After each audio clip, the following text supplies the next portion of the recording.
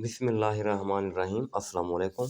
दोस्तों मैं आपकी खिदमत में हाज़िर हूँ फॉरेक्स मार्केट में गोल्ड के इंट्राडे और शॉर्ट टर्म एनालिसिस के साथ। दोस्तों काफ़ी दिनों बाद आज कोई रेड कैंडल देखने को मिली, मार्केट ने झुकाव लिया और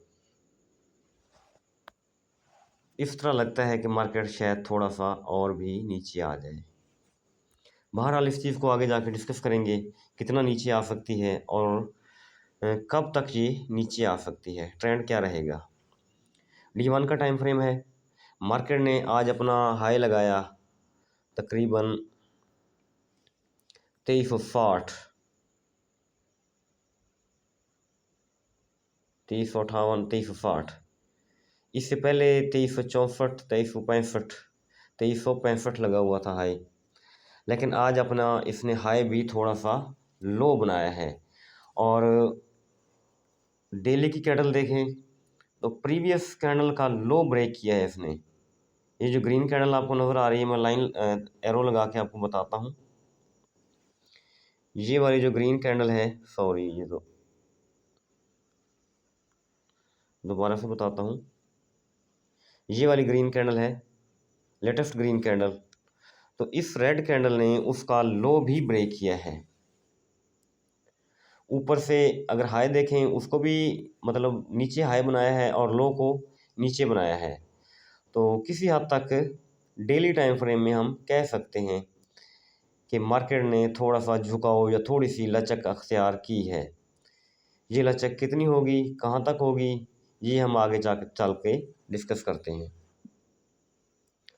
RSI को देखा जाए तो RSI भी झुकाव में है और सेटिंग करेगा। इससे पहले तो RSI काफ़ी ऊपर था, इसने करेक्शन भी नहीं की थी। तो नेक्स्ट टाइम फ्रेम हमारे पास H4 है जी। H4 में भी मार्केट तकरीबन ओवरऑल 60 का टॉप बनाने के बाद मार्केट मुसलसल डाउन आती रही। ये तो प्रीवियस डे के टॉप हैं 65 और 64, और ये आज का टॉप है तकरीबन 59 और 60 के करीब करीब तकरीबन। ये टॉप बनाया, टॉप बनाने के बाद मार्केट न्यूज़ इम्पैक्ट लेके नीचे आती रही। H1 में जाके देखते हैं। H1 में न्यूज़ आने के बाद मार्केट में काफ़ी ज़्यादा वोलेटिलिटी देखी गई। मार्केट अनएक्सपेक्टेड मूव करती रही, मुसलसल ऊपर और नीचे विक्स लगाती रही। मतलब ये कि एक बेचैनी की कैफियत थी। सेलिंग या बाइंग में कोई भी लेवल क्लियर नहीं हुआ। यानी इस एरिया में ना तो हम सेल कर सकते थे ना ही बाय, क्योंकि कैंडल्स की जो हेल्थ है या जो उसका स्ट्रक्चर है वो इस काबिल नहीं है कि हम सेल या बाय करें। ये घंटे का टाइम फ्रेम है। तो इसलिए ऐसी सिचुएशन हो तो ऐसी सिचुएशन में मार्केट से दूर रहा जाए वो ज़्यादा बेहतर होता है, क्योंकि मार्केट एक लम्हे में कहीं होती है और दूसरे लम्हे में कहीं और चली जाती है। ट्रेडिंग व्यू में आ जाते हैं।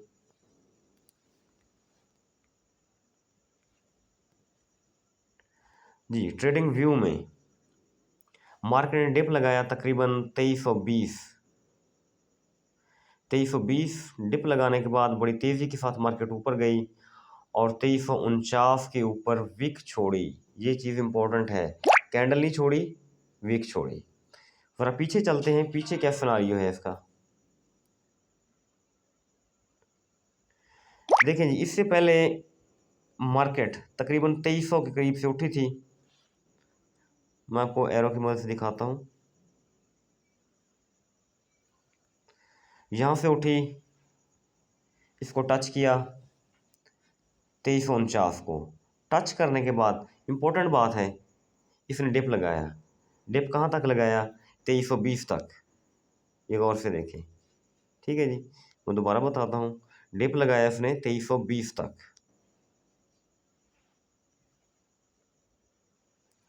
डिप लगाने के बाद आप गौर से देखें कि मार्केट बदस्तूर ऊपर जाती गई और 66 को इसने टैप किया। ये इंपॉर्टेंट बात है कि मार्केट ईयरली लेवल के ऊपर किस तरह आई थी, यानी 23 यानी 2320 से उठी थी और ईयरली लेवल के ऊपर आई। ठीक है जी। तो आज भी 2320 तक मार्केट ने डिप लगाया। देखिए इंपॉर्टेंट बात है, गौरतलब बात है, ये देखें 2320 से डिप लगाया, 2349 के ऊपर टैब किया, लेकिन कैंडल नहीं दे सकी। इंपॉर्टेंट चीज़ है ये। अगर कैंडल दे देती तो फिर हम वही गेम जो थी हमारी, every dip buy every dip buy. लेकिन मेरे ख्याल में अब वो कहानी शायद कुछ दिनों के लिए ना हो और हम एवरी टॉप सेल की कोशिश करें। दूसरी बात ये है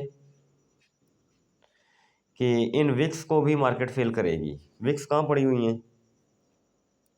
अगर इस वीक का 100% फिल करेगी तो 19-20, 2319, 2320, 50% तो तकरीबन ये पूरा कर चुकी है ऑलरेडी।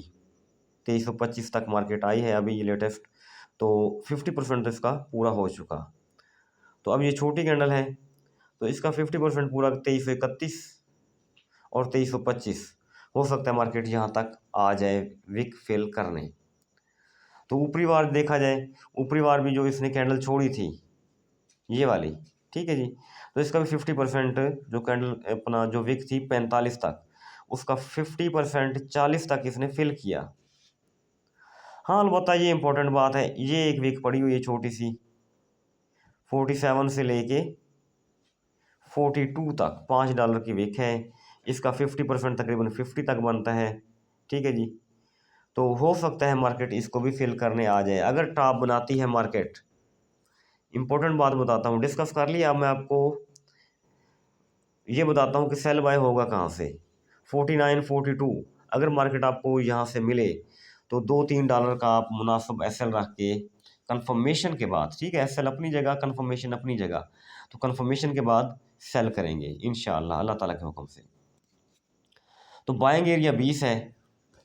एक दफ़ा तो टैब हो गया क्योंकि पीछे भी प्रीवियस देखा जाए ना, ये भी मार्केट 20 से ही ऊपर उठी थी और ऊपर चली गई थी 66 के ऊपर, 66 के ऊपर। तो अब भी अगर ये आज का इस तरह समझे लोएस्ट लो भी है, अगर मार्केट लोएस्ट लो आज का ब्रेक करेगी तो हम सेल करेंगे। अगर इसको टैब करके ऊपर जाएगी तो यहाँ से बाय कर सकते हैं, लेकिन बाइंग ज़्यादा से ज़्यादा 2349, 2350, 2352 नियर अबाउट बस यहाँ तक हमारी बाय हो सकती है, लेकिन एहतियात के साथ, क्योंकि मार्केट 2349 ईयरली लेवल के नीचे आ गई है। एक और इम्पॉर्टेंट बात बता दूँ आपको, मार्केट टैब करके आई है मंथली लेवल, ये वाला चेक करें 2366, तो ये मंथली लेवल है। इसके नीचे मंथली लेवल कौन सा है हमारा, इससे 2291 बनता है तकरीबन, ये वाला। इसका कलर मैंने चेंज करना है, अभी कलर ब्लू रखा हुआ है इसका, ये वाला।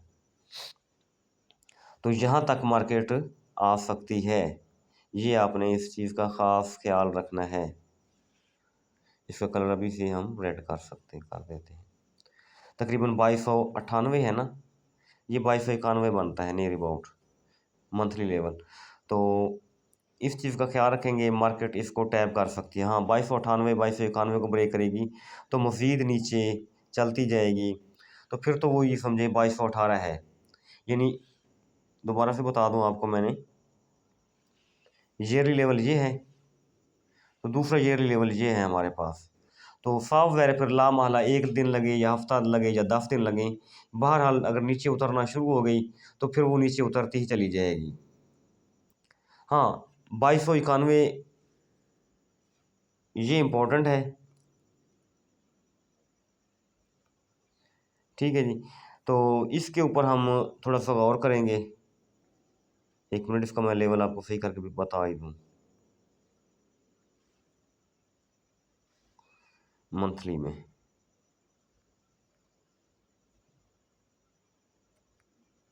ये 2291 आ गया है, ठीक है जी। तो इसको ब्रेक करेगी तो साफ ज़ाहिर है फिर अगला टारगेट 2218 ही बनेगा मार्केट का, ठीक है जी। क्योंकि मंथ टू मंथ भी हमने उसको देखना होता है, ईयर टू ईयर भी, और वीक टू वीक भी उसको हमने देखना होता है, नज़र में रखना होता है। बहरहाल इस वक्त जो इंडिकेशन है या इंडिकेटर है वो सेल का बन चुका है किसी हद तक। तो जब तक मार्केट 2349 के नीचे है तो कोशिश करेंगे हम टॉप से सेल करते जाएं। तो अगर दोबारा इसके ऊपर आती है तो फिर वही सिचुएशन बन जाएगी। तो उसके अगर ऊपर भी जाती है ना तो 66 को फिर से तोड़ना पड़ेगा। 66 को तोड़ेगी तो मार्केट ऊपर जाएगी, वरना ऊपर नहीं जा सकती। न्यूज़ के ऊपर थोड़ी सी नज़र डाल लें। 11 अप्रैल तो पीपीआई डेटा है 5:30 बजे पाकिस्तानी वक्त के मुताबिक, और उसके बाद है अनएम्प्लॉयमेंट क्लेम है, ये भी हाई इम्पैक्ट न्यूज़ है। और इसके बाद है 30 ईयर बॉन्ड एक्शन, ये भी मार्केट को वोलेटाइल कर सकती है रात 10:01 पर। तो इन न्यूज़ का हम ख़ास ख्याल रखेंगे। तो मार्केट न्यूज़ टाइम एक तो वोलेटाइल बहुत ज़्यादा हो जाती है, दूसरा इसका स्प्रेड बहुत बढ़ जाता है। तो बेहतर है न्यूज़ टाइम में आप ट्रेड ना पकड़ें। तो इंशाल्लाह न्यूज़ के ऊपर ना मैं एक वीडियो बनाऊंगा कि न्यूज़ टाइम में किस तरह मुहतात रहा जाए, और न्यूज़ टाइम में मार्केट का बिहेवियर क्या होता है, स्प्रेड कैसे बढ़ता है। तो ये चीज़ें इंशाल्लाह ना मैं आपसे डिस्कस करूँगा। तो न्यूज़ टाइम में स्प्रेड जब बढ़ता है तो ट्रेड हम जहाँ लगाते हैं तो एक्चुअल ट्रेड वहाँ लगती नहीं है स्प्रेड के मुताबिक, ट्रेड हमारी कहीं और जाके लगती है, वो परेशानी होती है। तो दोस्तों ये हमारी थी वीडियो। तो उम्मीद काफ़ी है इंशाअल्लाह अल्लाह ताला के हुक्म से मार्केट ऐसे ही चलेगी जो लेवल मैंने आपको बताए हैं, शेयर किए हैं। अपना बहुत सारा ख्याल रखें, मुझे दुआओं में याद रखें। थैंक यू, अल्लाह हाफिज़।